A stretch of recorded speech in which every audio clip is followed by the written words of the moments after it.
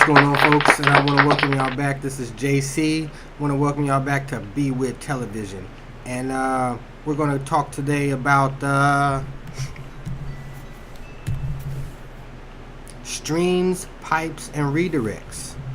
And what we're going to be focusing on today is our standardin, standardout, standarderr, pipes, and a nice little program called T and xargs. So let's get started.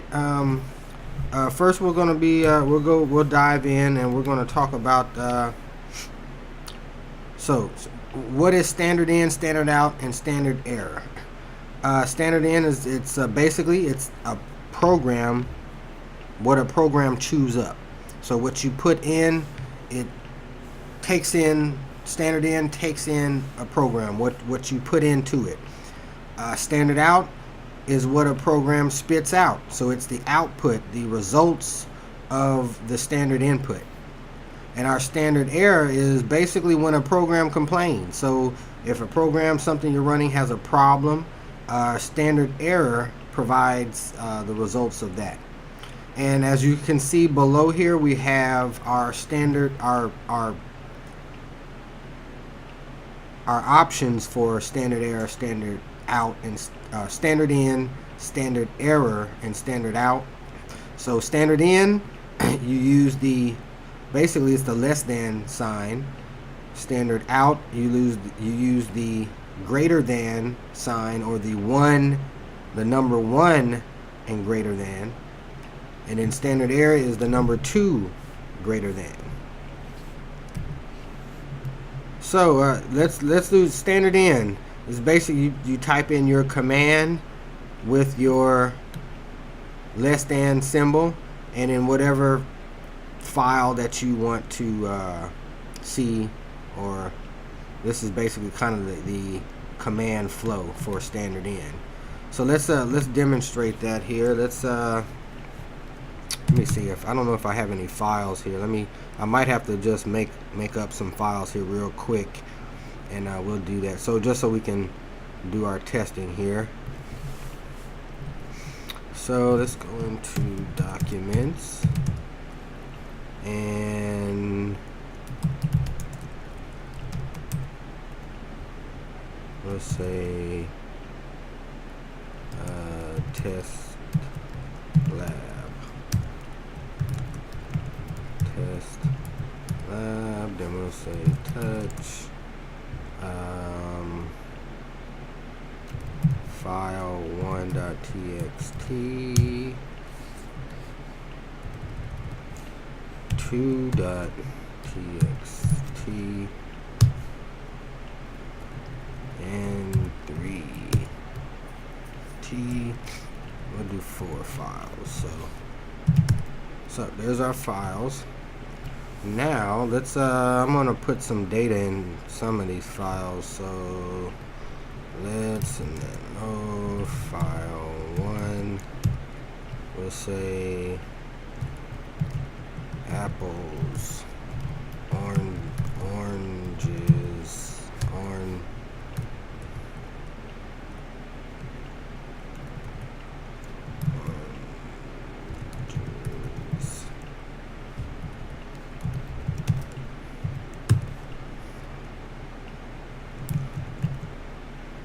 bananas,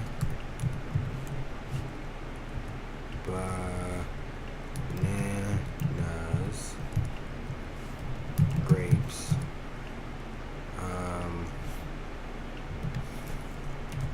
cherries, and what else is some fruit?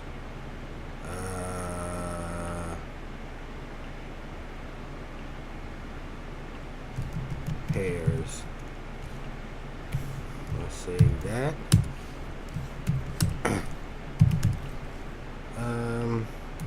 Actually, I'm gonna say file 1, 2, fruits.txt. We'll say nano file 2, potatoes,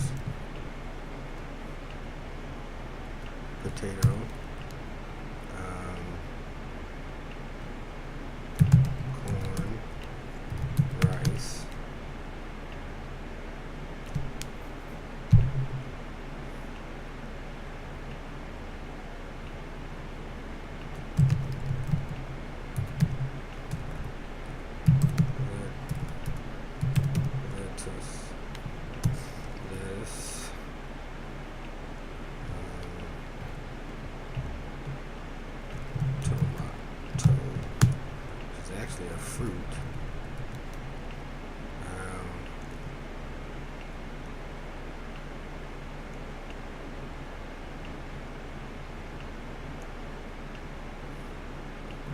Carrots and squash.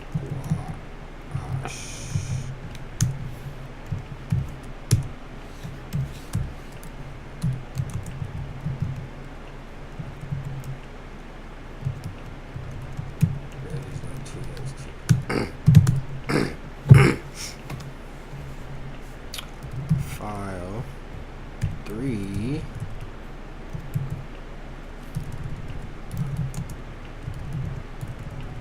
So we'll leave file 3 and 4 empty. So we've got 4 files. We've got fruits.txt, veggies.txt, file 3, and file 4.txt. So let's do our standard in. Let's say we want to check out the let's say for standard in, let's say we'll use the command WC, which is word count, and we want to take the input of fruits.txt. So let's say fruits.txt. So, and what we got is we have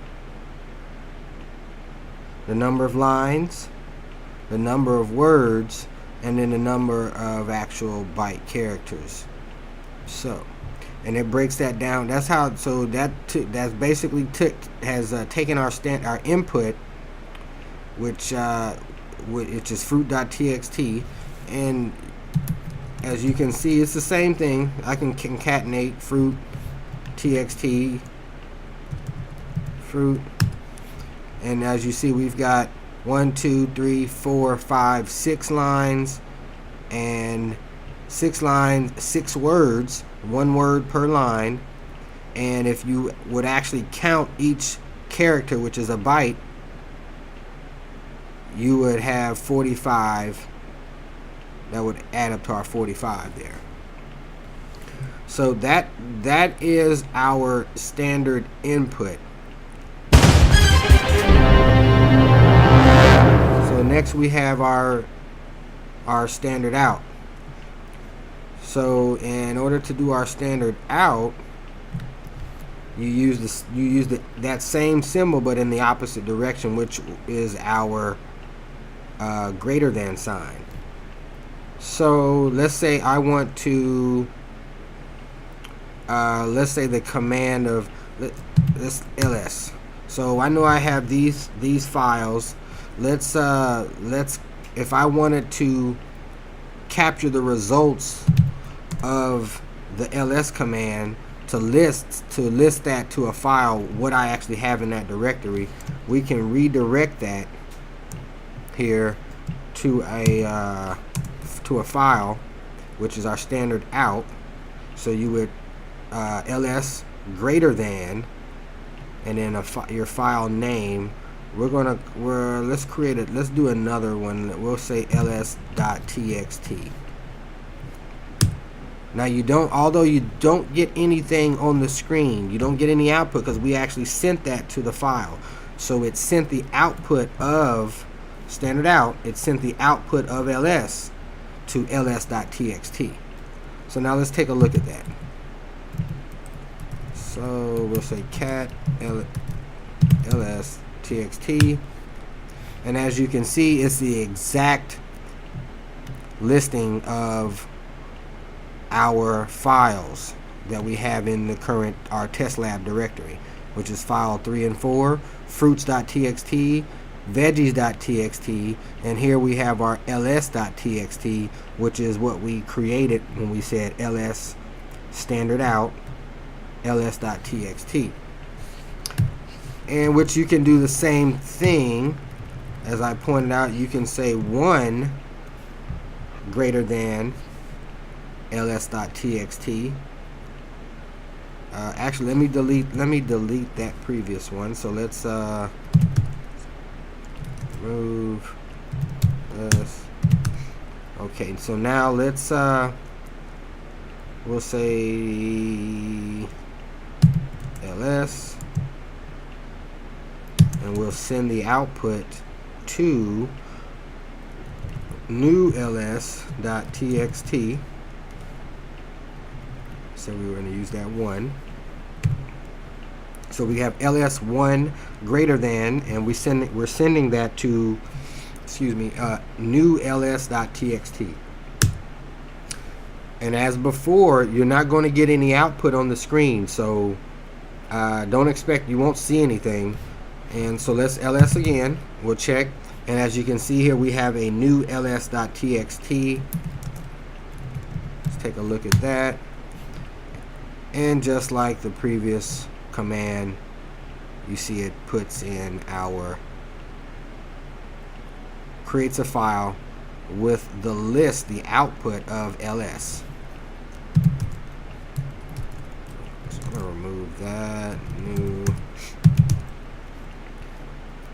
So, and what you can also do with standard out, see, when you just use let me go back here, when you just use the greater than sign by itself, what you will end up doing is overwriting any existing file. So if you want to actually capture that data, put it into the same file, what you have to do is append that data. Otherwise, all you'll end up doing is overwriting the same data, which if you're trying to capture the data, you'll lose any of the previous captured information. So what I'm going to do here, I'm going to show you how to append the data. So let's go ahead. We'll say ls, and we'll go here and we'll say ls.txt. So it sends that to our file. And you see here we got our file, ls.txt. So, and it's got, so look at it. We got, okay.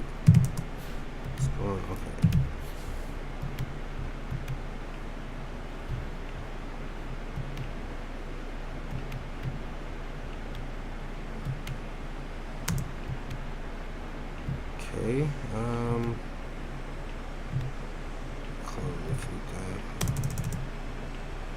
well, my terminal is, for some odd reason, is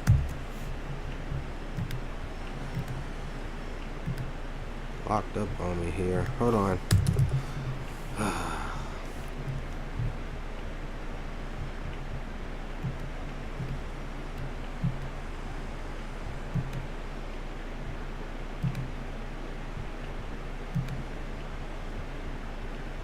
Okay, so let me go back.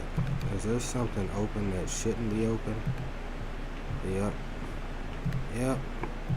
Okay, so now let's go back. Let me clear.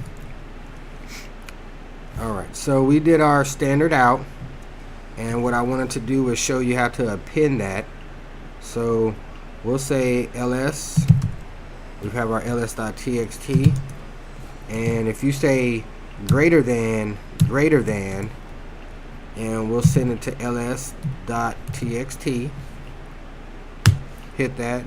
You won't get your output on the screen, but let's cat that file again now.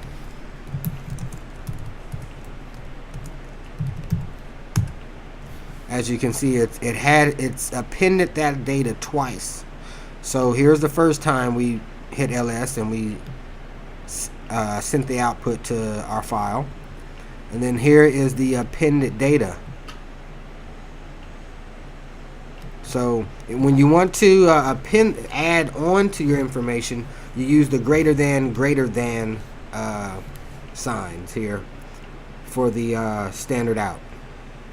Okay, now let's go on. Let's move on to our standard error. Now, standard error is so let's say you hit a command and you hit a problem. So I'm going to type in, let's say, lsjc,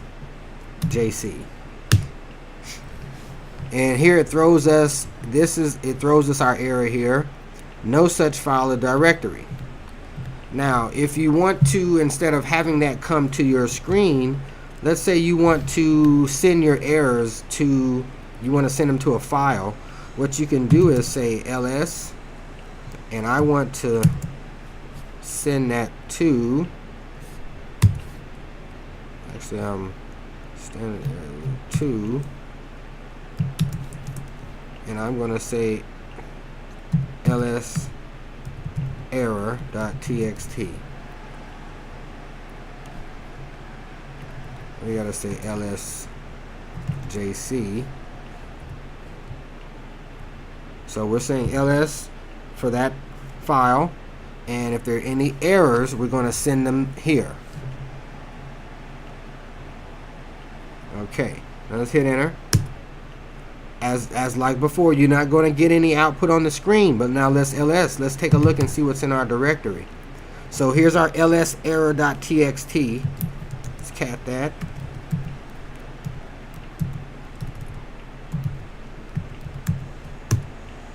And as you can see here, here's our error. So this is actually a good way if you're, if you're hitting problems and you want to kind of keep a log of certain issues. What you can do is actually send and redirect your standard error to a file. Now let's say you want to, which is a handy deal here. Let's say you want to redirect that information to the same location. So what you can do is instead of, let's say ls, and we want to redirect the standardin to ls new.txt, and then the standard error to ls errors.txt.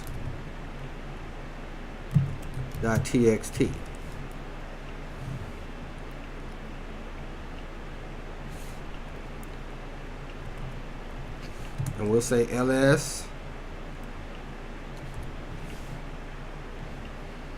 hit enter. We don't have any output on the screen, but now let's take a look.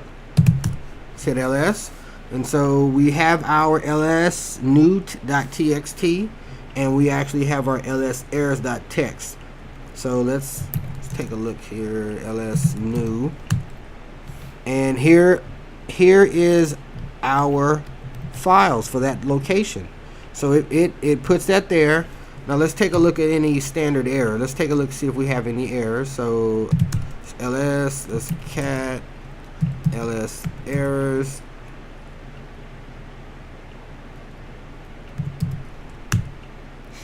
And as you can see, there's nothing there because we didn't have any errors. So let's produce some errors here. So let's go back, and what I'll do is say lsjc.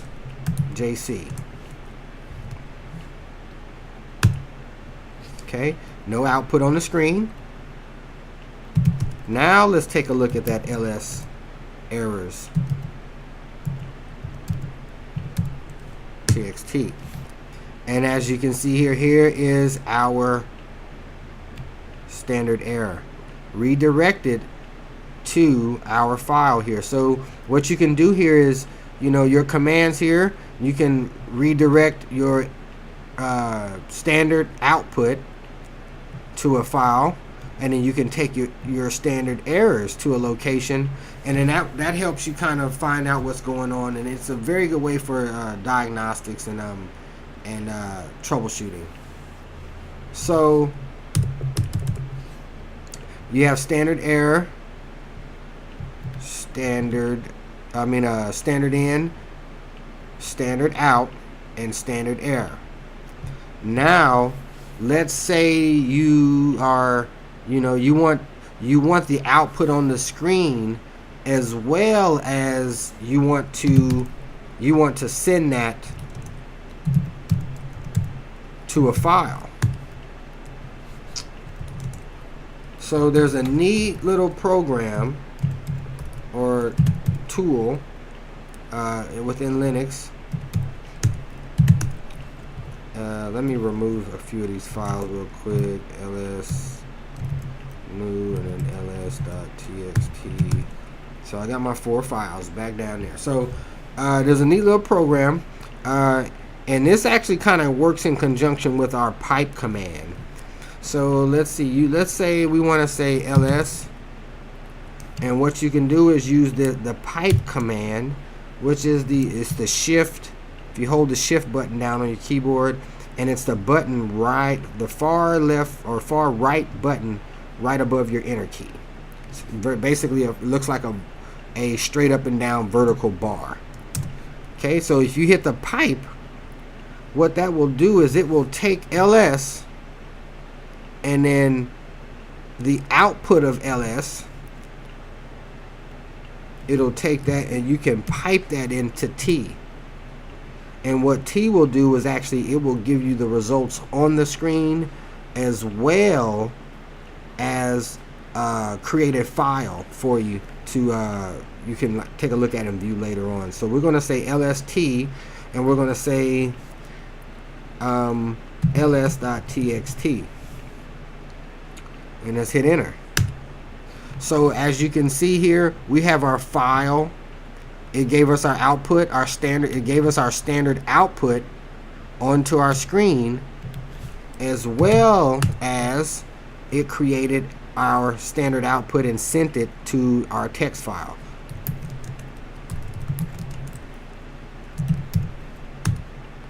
And as you can see, it's the exact same thing. So T is a pretty excellent program for, if you're running applications, you're running programs, and you're troubleshooting, and not just troubleshooting, and you want to see the output live on the screen without actually having to go back and pull up the file, look through the file. You can actually have that information displayed on the screen in real time. So that's an actually awesome neat tool to use, or command. It's the T command. The T command. I probably should let's step back a little bit. I didn't get a chance to talk about pipes. So pipes, because I did use that in a command here. So pipes, basically, like it says here, it takes a standard output and uses it as the standard input for the next command. So as you can see here, we have ls, and then we grep pipe it, and then we pipe it to the command grep for whatever we're looking for. So let me demonstrate that here. So I can say ls. Let's say ls. We got 1, 2, 3, 4, 5 files. So I can say ls, use our pipe command, and pipe it to grep. And let's say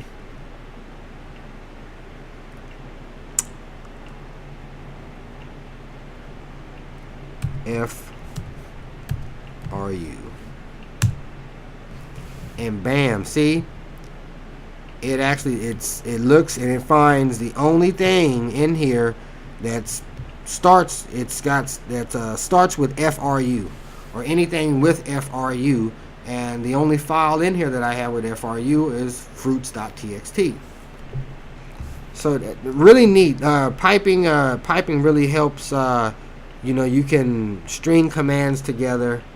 For example, I can say ls, and I can pipe that to our word count. And see here we have our 5. There's basically ls 1, 2, 3, 4, 5 files, 5 words per file.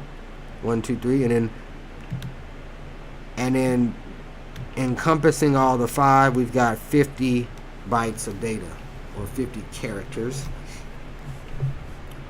So piping is very nice. You can string, like I said, you can string commands together. This will allow you to kind of start putting your commands together and actually formulating some basic scripting kind of structure to your commands. Okay, so And we talked about pipe. Here we talked about T. I just kind of demonstrated that here a minute ago. Uh, it allows you to see the standard output and the standard error output to the screen and to a saved file. So I did demonstrate that. I'm not going to go back and redo that. T is excellent. So if you're you're coding and you're coming up, or you're writing some scripts or commands and things like that, and you want to see the output come actually onto the screen, T is an excellent option for that.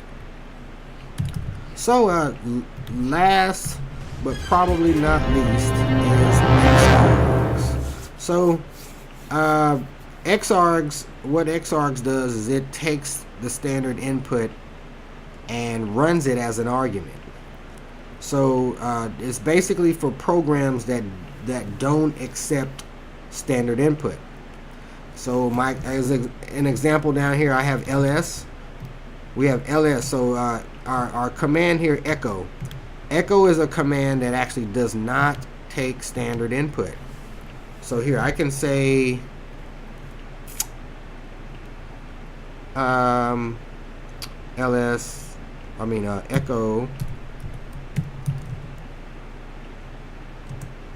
echo hello. See, now if I do that by itself, it gives me my results. But let's say I want to pipe that or output that to a file, hello.txt.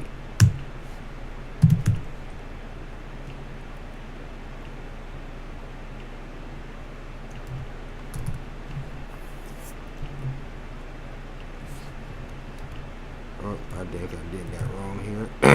So it's an echo and then pipe it to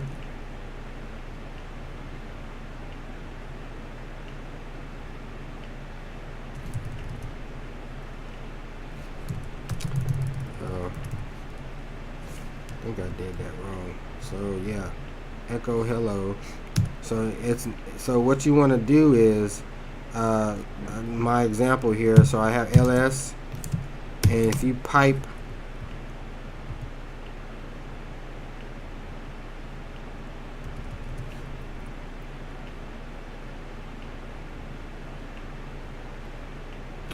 so if you say echo hello and you want to pipe that to T, say hello dot txt.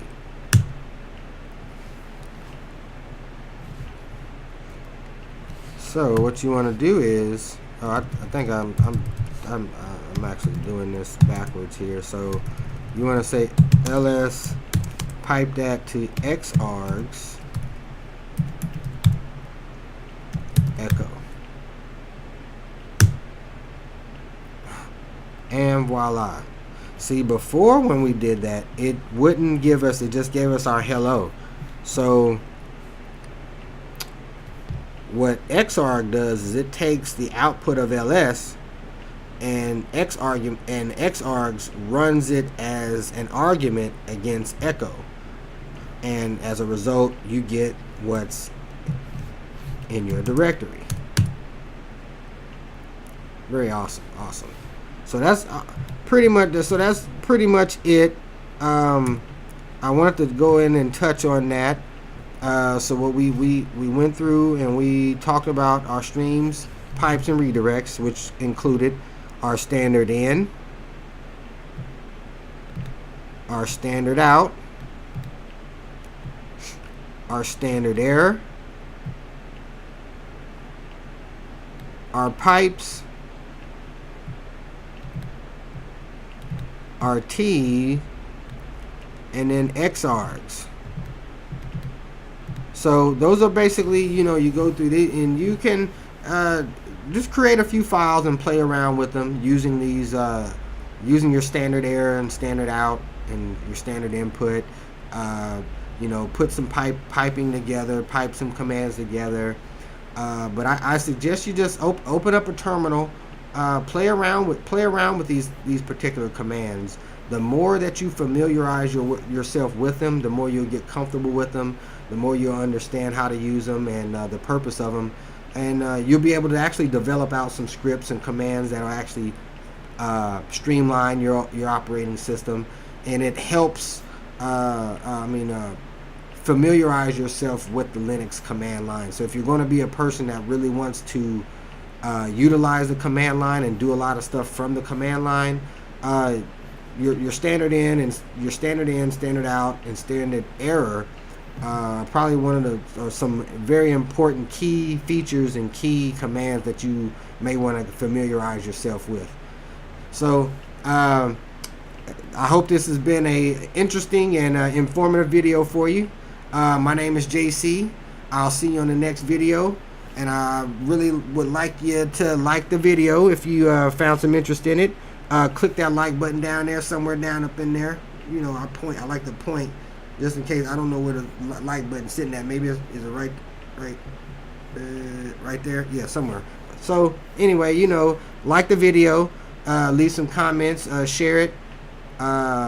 If you have any questions, if you have anything that you'd like to see, any specific commands that you'd like me to go over, please send me some feedback. Comment in the video below, and I would love some feedback, actually. So let me know what you think, what's on your mind, and I'm out. Peace.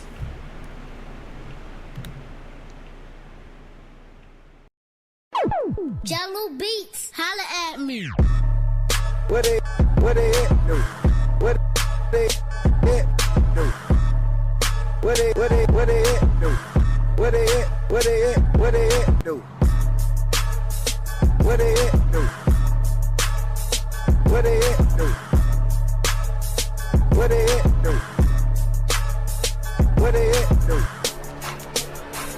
What it? What it? What it?